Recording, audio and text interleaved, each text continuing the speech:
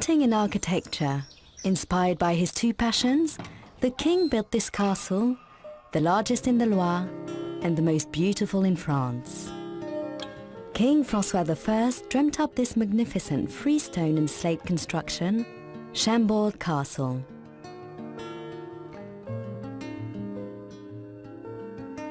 The castle stands on 5,440 acres of land and is surrounded by walls. It's a natural park where we can observe and protect a wide variety of species.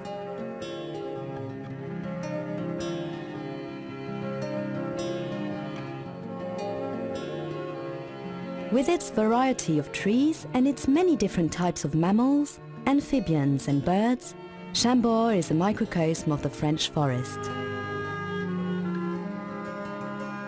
In 1519, François I decided to make this vast Sologne property his hunting ground due to its abundance of game, deer, wild boars and waterfowl. 500 years later, nothing has changed. However, it's now the animals that rule the Chambord kingdom. We spent a year observing wildlife throughout the seasons in Chambord. This idyllic setting embodies natural diversity in France.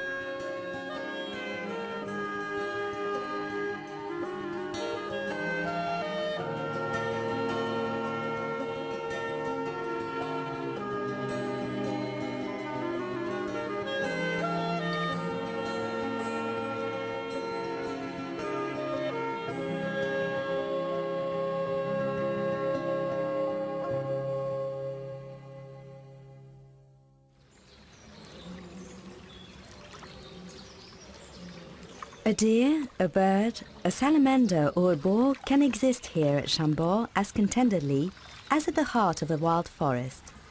People work carefully in order to maintain this unique natural habitat.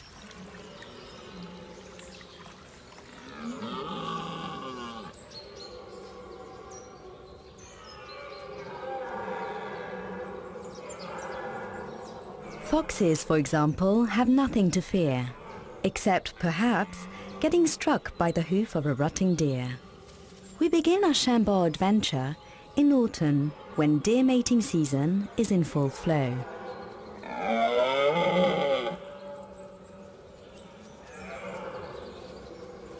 During rutting period, the doe, who usually lives serenely with their fawns, find themselves caught between battling males.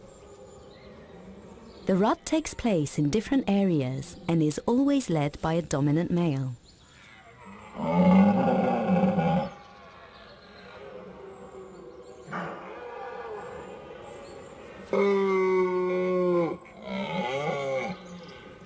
The victorious stag marks out his terrain in order to prevent his opponents from approaching. The doe try to escape the situation.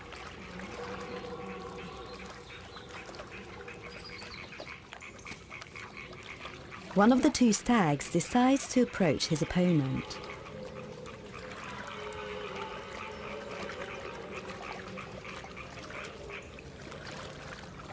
The dominant male has spotted him.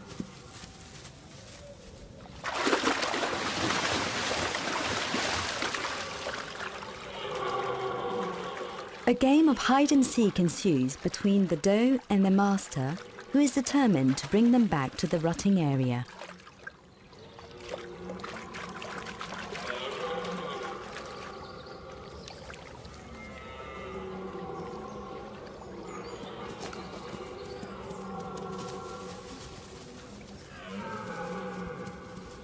He eventually succeeds. His herd is reunited and the enemy has been ousted.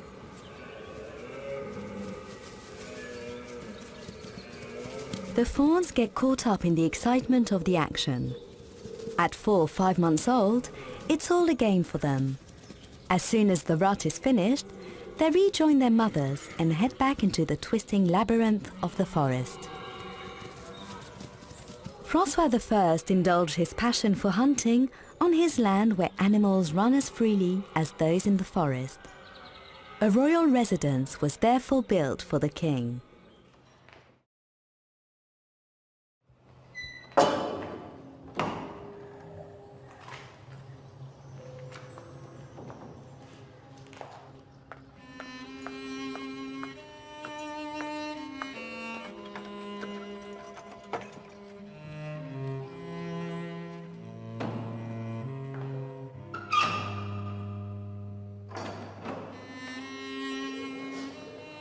10,000 meters square, 440 rooms, 365 windows and 83 staircases.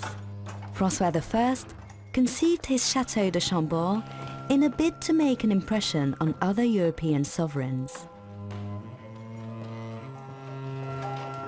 He only stayed there 9 to 10 times in his 32-year reign that was blighted by war and political unrest. Today, 90 of the rooms are open to the public. His emblem, the salamander, is found on the ceilings and the doors. There is a double helix staircase in the center of the castle that was inspired by a Leonardo da Vinci drawing.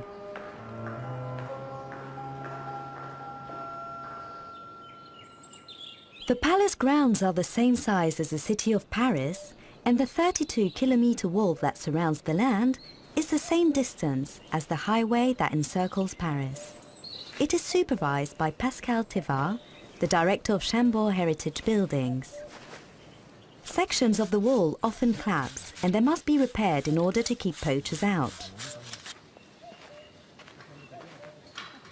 The wall that was envisaged by François I now houses a unique biodiversity, the real castle jewels.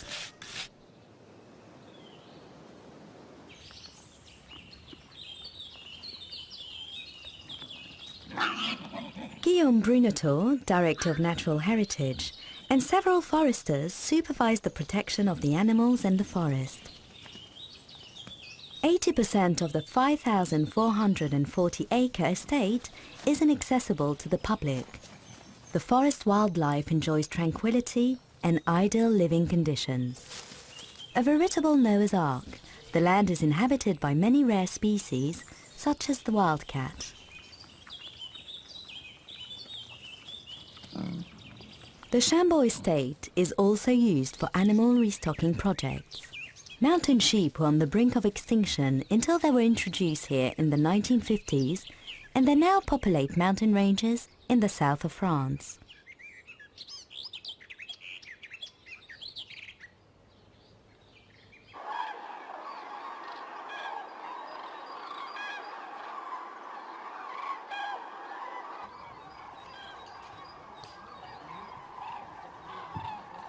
As the cranes take flight over Sologne, we know that autumn is in full flow. The foresters ensure that each of the areas are protected throughout winter. The ponds must be taken care of.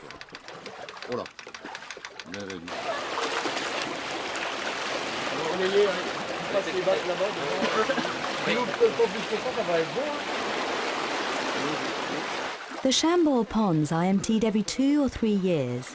They are cleaned and surplus fish are removed.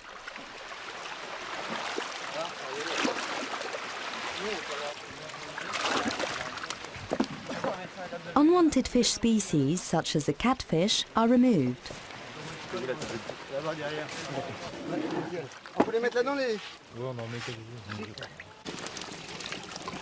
Il est beau, il est Soit bleu là.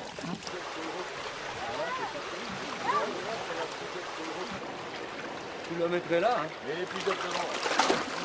Once they have been sorted, the fish are sold. Catfish is given to birds and wild boars.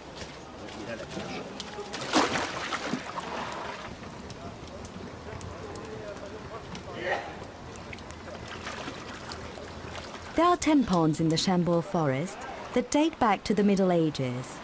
The earth was made up of sand and clay, and the monks at the time decided to dig out carp-breeding ponds. The park's wildlife wouldn't be as extensive if it weren't for these water pools.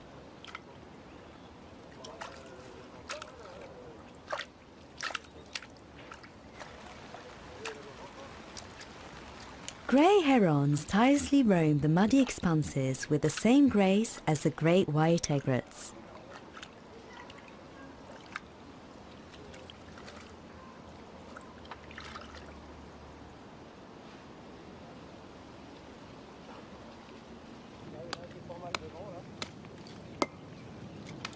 As the last leaves cling to the branches, Trees that need to be felled are marked out by the Chambord supervision team, who carefully verify the selection.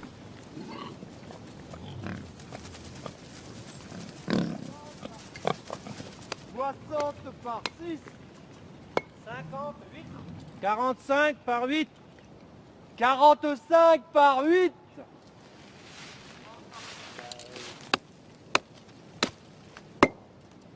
The marteleurs are equipped with state-of-the-art hammers, calipers and spray paint, and a pointer will note the diameter, species and the height of the selected trees. 35, 6. 35 par 6.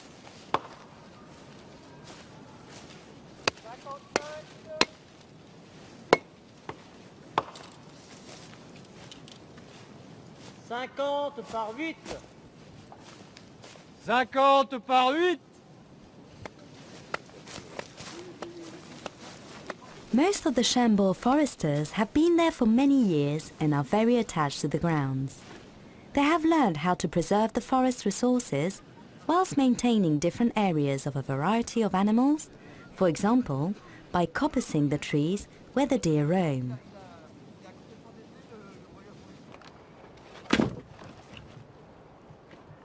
"15,000 cubic meters of wood are cut down each year by loggers who purchase the trees. Wood is also kept to use for heating the rooms that are open to the public.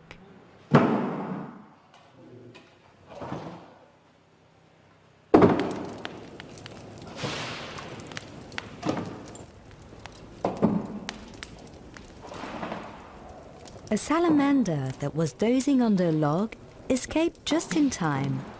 Francois I chose his emblem wisely. It's said that the salamander can withstand fire. It symbolizes power over fire and therefore over men and the world. The salamander has a role in the Chambord ecosystem, but as autumn closes in, it searches a stone or a tree stump to hibernate underneath.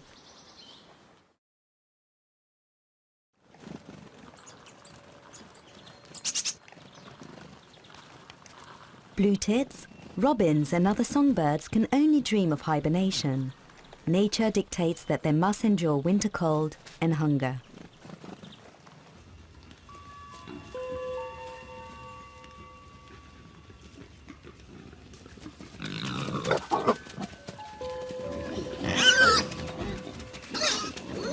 During the winter season, boars are warmed up by an inner fire, the rut.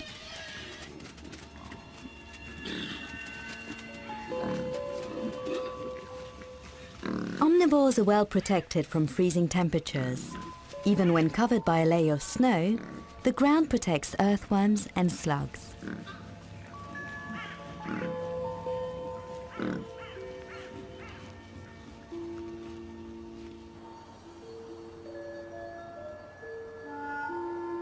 The castle stands guard in the park like a majestic ghost wearing a shroud. Were it not for costly restoration projects, the castle would have been ruined by the 500 winters that it has lived through. Stones, slates and chimney turrets have been repaired many times.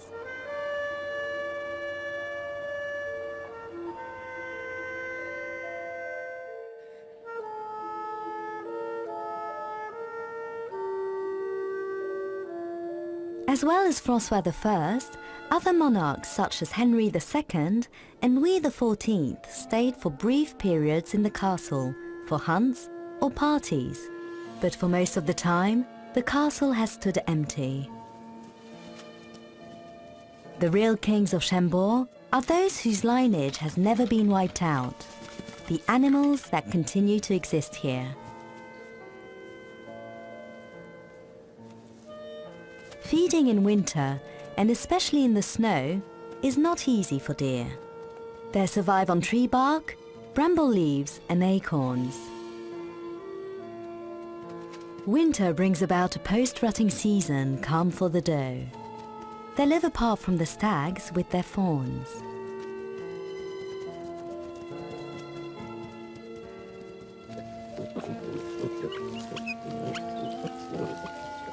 Apart from the occasional bullfight, The Chambord animals live a stress-free existence, as they have no predators. Castle life is serene and tranquil, and nature is preserved.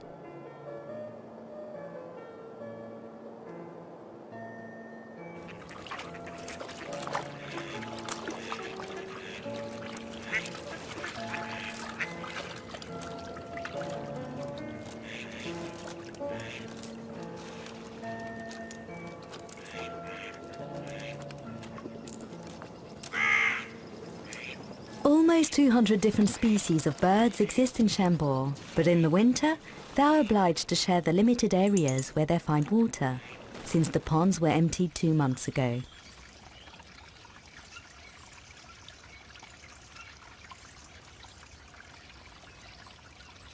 This kingfisher does not want his domain to be invaded.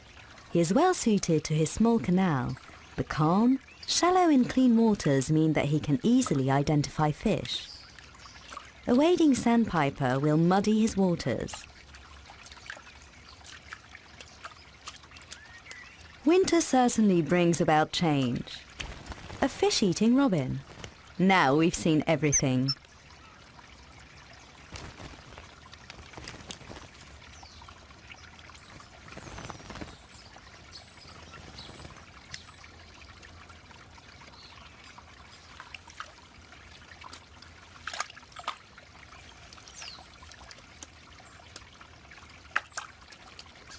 The grey heron, who up until this point was the king of the Chambord ponds, is now reduced to fishing in a thimble.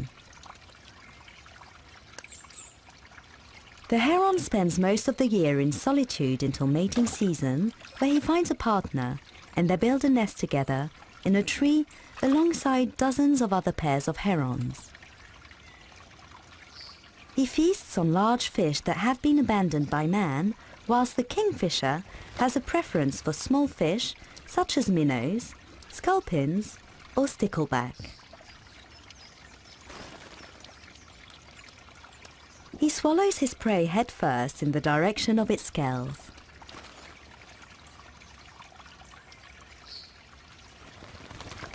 The heron isn't a competitor in terms of fishing, but the kingfisher would prefer him to leave his area. However, the wader must stay, as this is the only place for miles around where there are still a few fish.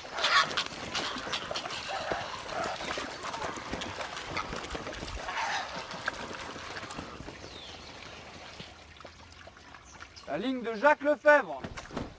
Fabrice Guillon. Richard Allais. Patrick Renaud. Complet. The foresters have been mobilized for the Chambord trapping operation. They are aiming to capture around 20 live deer. The team is putting hangings in place that will prevent the animals from escaping.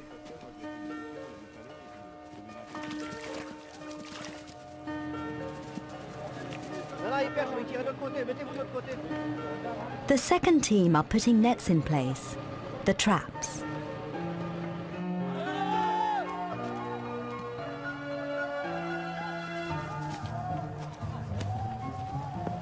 The term falling into the trap is derived from this.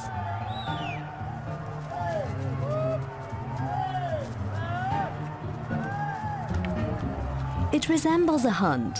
Beaters shout themselves hoarse as they send the prey towards the captors. It's quite the opposite. The deer are being captured to repopulate the French and European forests.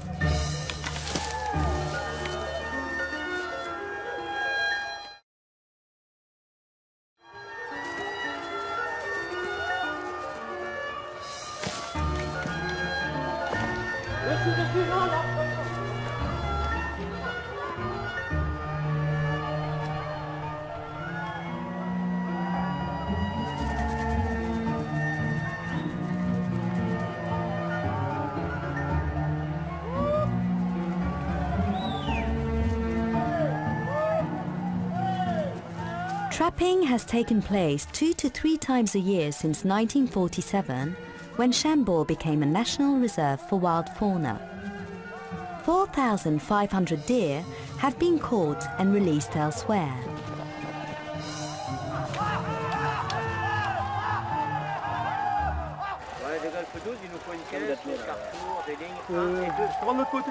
60% of the French deer population have Chambord in blood. This system also serves as a way of managing the park deer population.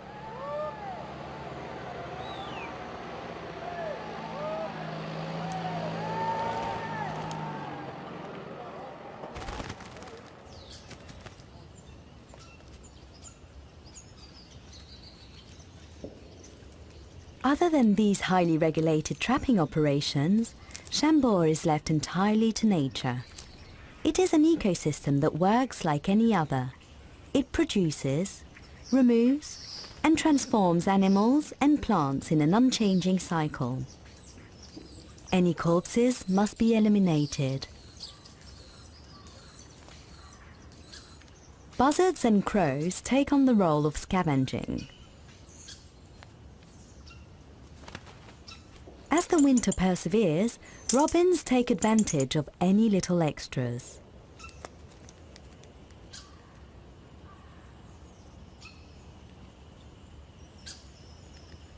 They peck on the fat from the rotting corpses to help them endure the winter cold.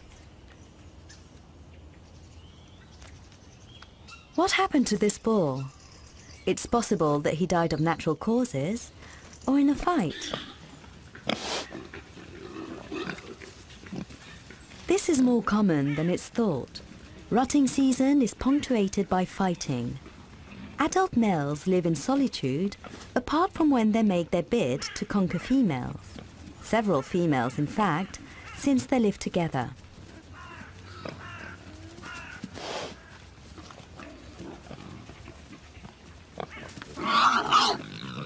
If they're covered the same company, then two males are obliged to fight.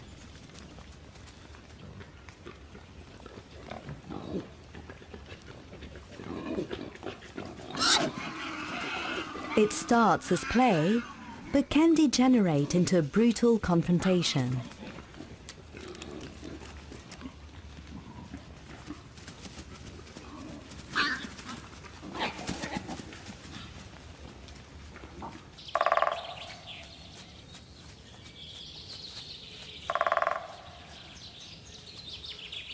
For deer, winter is the season of past loves. Males start to group together and prepare for the next rutting season. They do this by shedding their antlers. Yes, each year, this magnificent attribute of virility falls to the ground.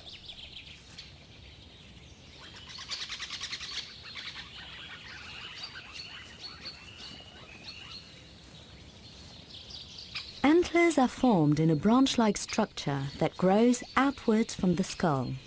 The adult deer has between 8 and 18 horns, sometimes more. The number has nothing to do with age. Each antler is unique and measures around 70 centimeters and weighs 2 to 5 kilos. It's late February and the oldest of the deer are beginning to shed their antlers, not necessarily at the same time. This metamorphosis destabilizes the deer, physically, and because their role in the hierarchy shifts.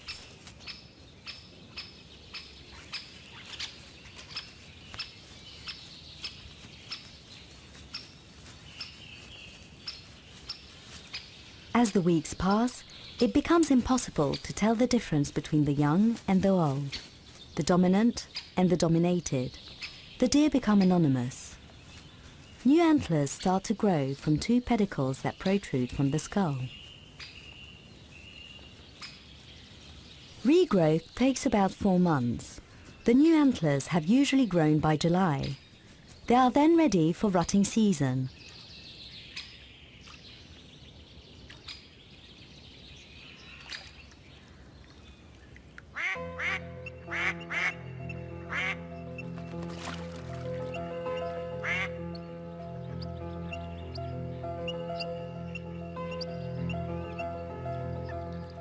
In Sologne, people say that a good winter precedes a good spring. It looks like a good spring is on its way. The heavy snow and frequent rain have brought the Chambord ponds back to life.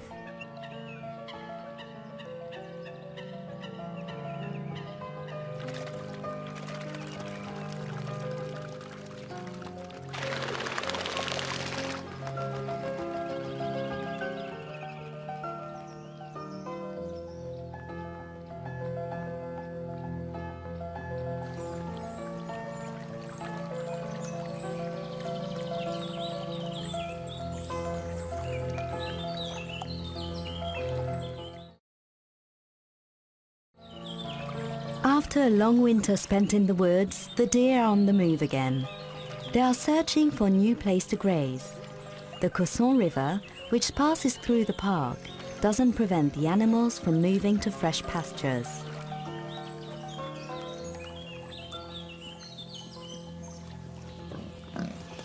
Underneath the oak tree, we find a carpet of acorns that were buried by the snow. Spring brings many surprises. Whatever the season, the boars find food: acorns, insects, fish. They'll eat anything and everything.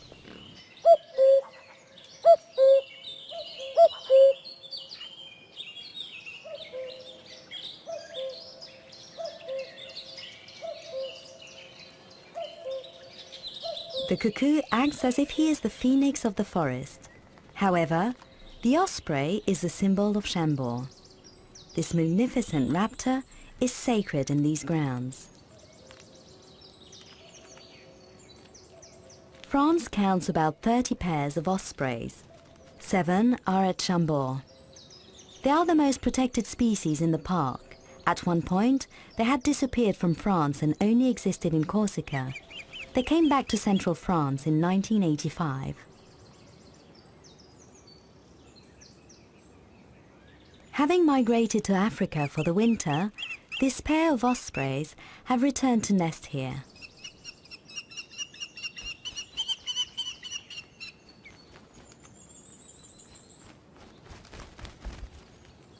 They have found the nest that they had the year before, but this isn't enough to keep them together. The male osprey woos his partner by bringing her fish from the nearby Loire River.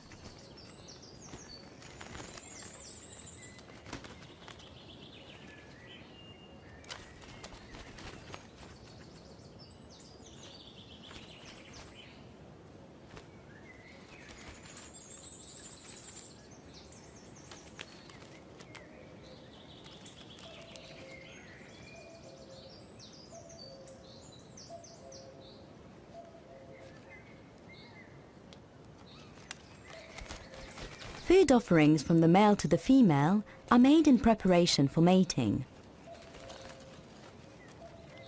Mating starts the beginning of a coupling that will last for several months. In April, the female lays 2 or 3 eggs that are then incubated for 40 days. For the next 2 months, they will bring fish to the nest to feed their young.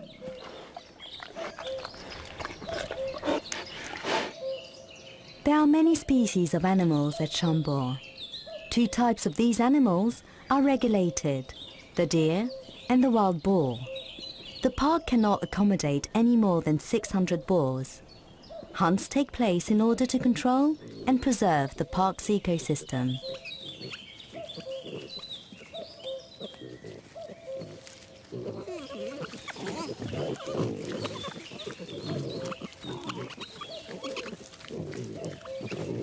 The deer population is controlled by trapping and occasional shootings.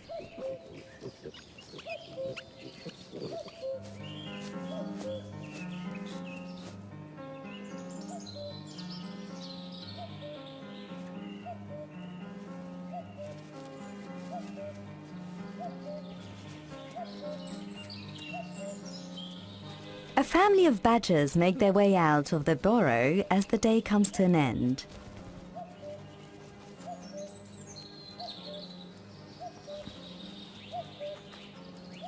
More often than not, they wait for nightfall. The tawny owl observes the action. Badgers live in large families. The mother lives with the young in a burrow system that has around 6 or 7 entries. The father lives nearby. The young badgers make the most of these excursions out of their underground burrows. They run around and play games.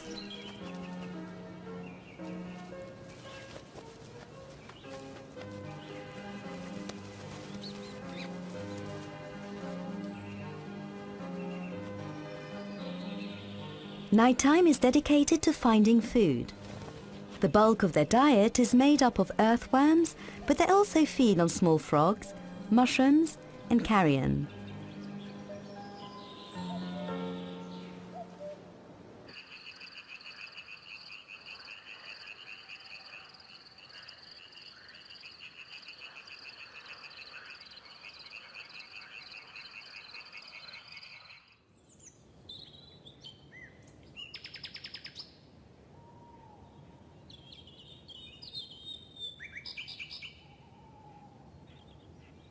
Most of the Chambord animals dwell in the natural parkland, but some prefer the forest of castle turrets and chimneys.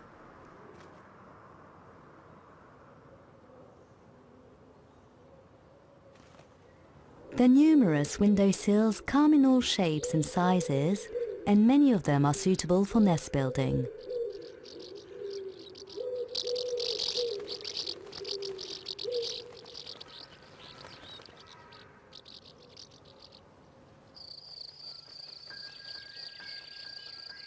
A pair of kestrels have made this high-up spot their luxury residence. The surrounding meadows are filled with rodents.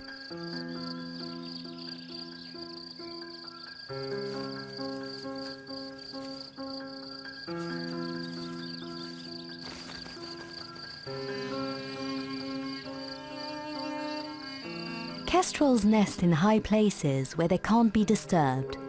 They have found a hidden ledge in this maze of stone, and the female will soon lay 4 to 5 eggs.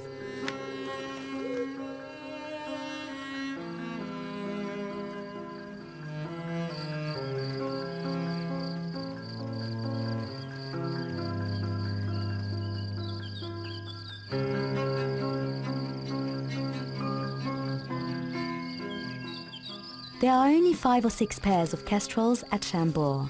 Why so few? Because it is a forest park and they need an open habitat with acres of grassland in order to feed their young.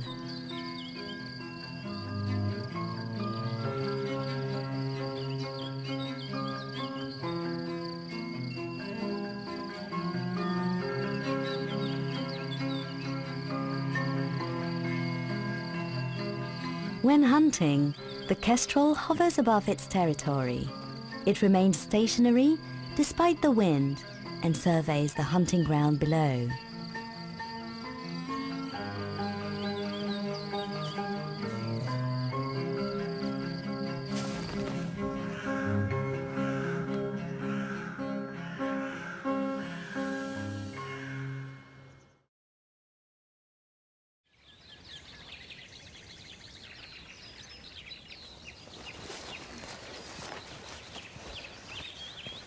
It's been 3 months since the pair of Chambord ospreys mated.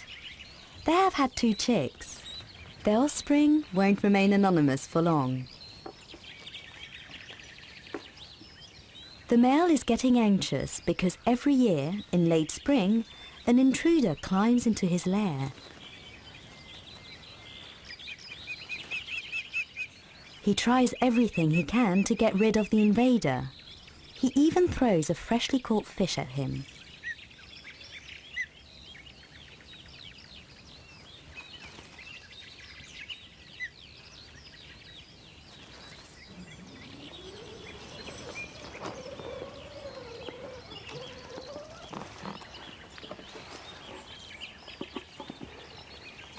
Ospreys are extremely rare in France, and a protection project has been put in place in the Loire and Cher region in order to monitor the species.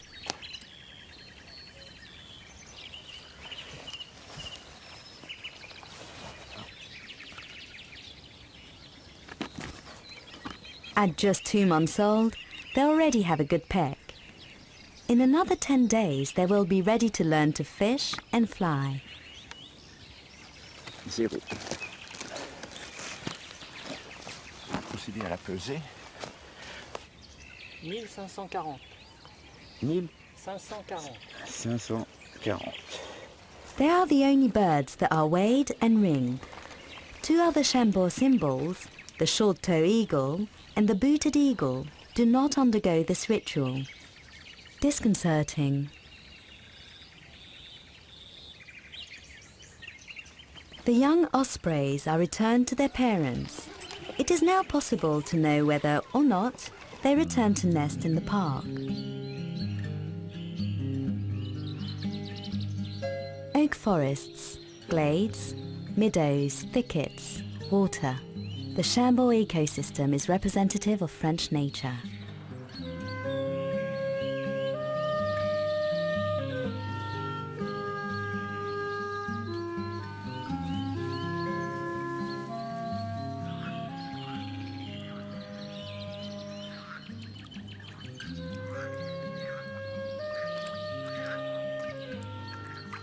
This park, that is as large as Paris, reminds us that nature has no boundaries.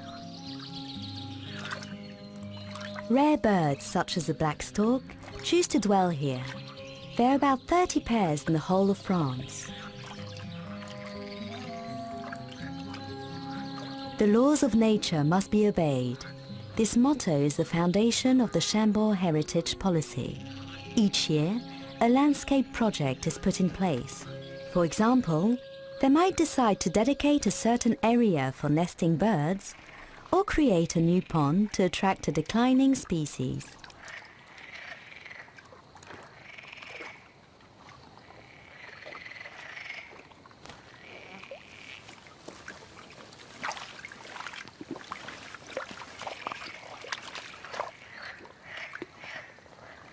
Whilst boars require constant hydration, their pond trips are also dedicated to mud baths.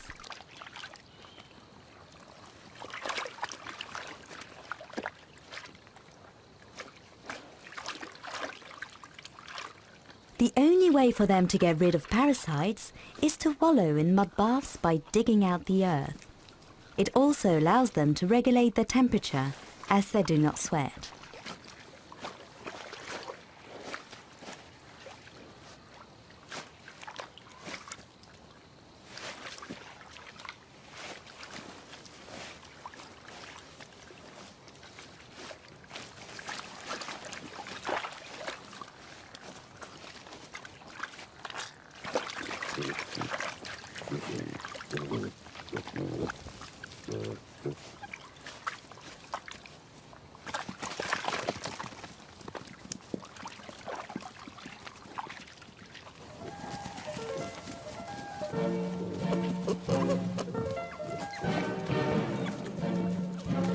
Wild boars are prolific breeders.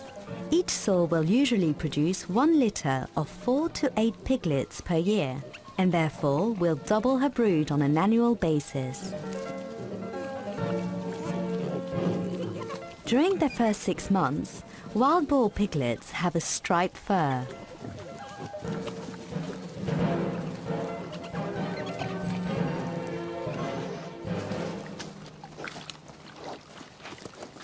Each sounder consists of 3 to 4 females and their offspring that are less than a year old. The eldest sow in the sounder is the chief. She is the first in heat, and the rest then follow suit. She decides where the group dwell and which ponds they should and shouldn't drink at.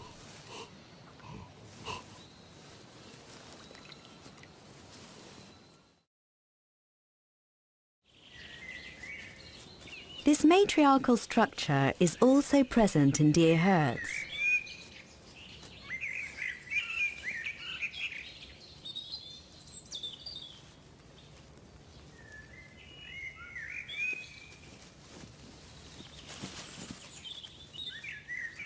Each doe and her fawn from the previous year form a trio, and there are several of these basic family units in each herd.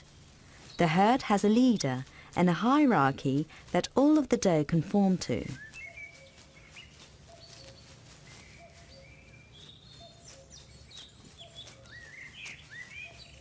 For the first 2 years, the fawns are dependent on their mother to teach them everything, including how to select plants to eat.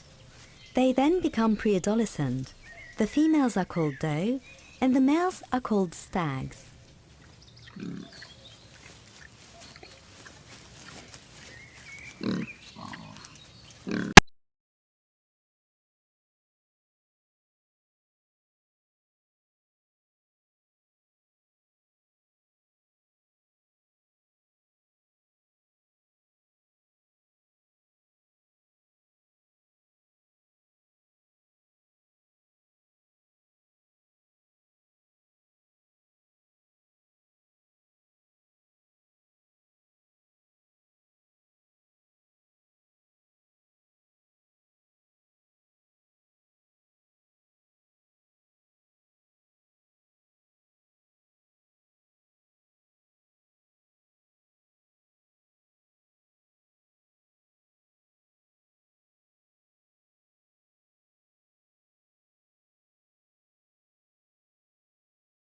animals start to converge around the ponds, including those who don't usually frequent the water.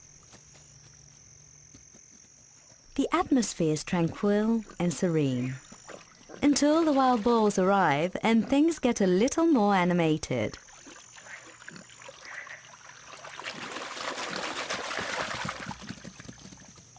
The young piglets do not yet know how much fun a mud bath can be.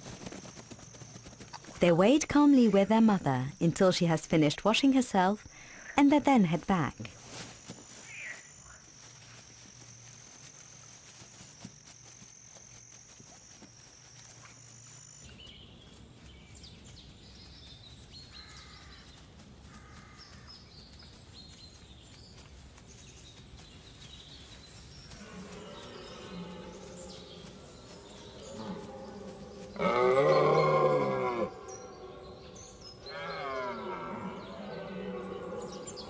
The time has come. Rutting season has started. The young deer are left feeling strange and exhilarated by the hoarse cries of the large stags.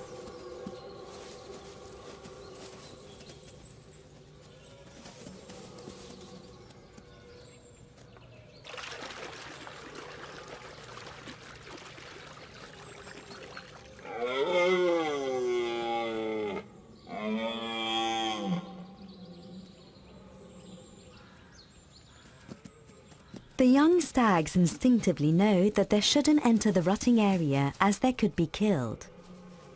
But what do they do with this electricity that is flowing around their bodies?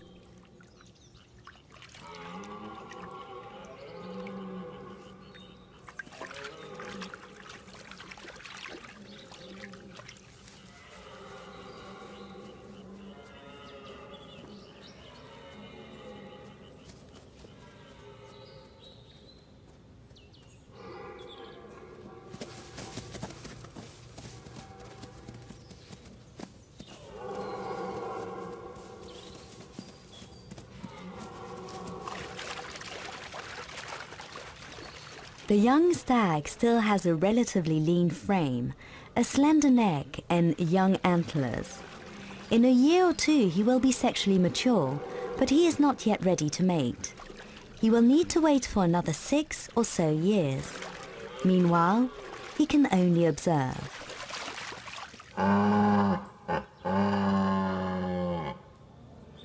The rut begins. An opponent is heard stirring in the bushes. He rubs the soil with his antlers and shows that he is ready to battle.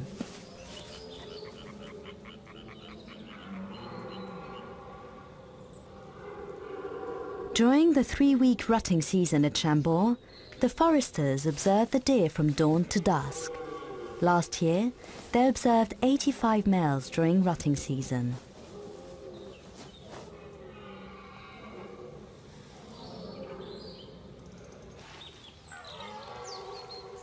A 12-horned stag has been spotted in this meadow.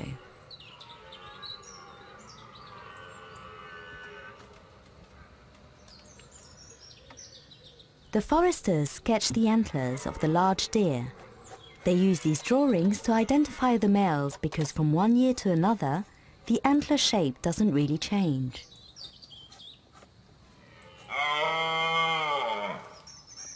Many of the deer at Chambord have antlers with 12, 14, 16 or more horns. It's a good sign since the size of the antler reflects the health of the deer and the quality of its habitat.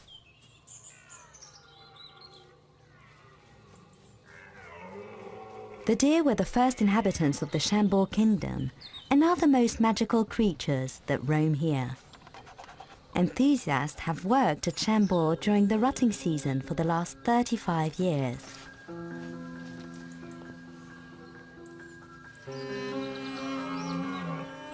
This extraordinary natural kingdom in the heart of France exists, and that is thanks to the king, who was as much an artist and a dreamer as he was a hunter and a warrior. King François I was an environmentalist ahead of his time. The exquisite Chambord Nature Park serves not only to inspire us today, but will do so for many years to come.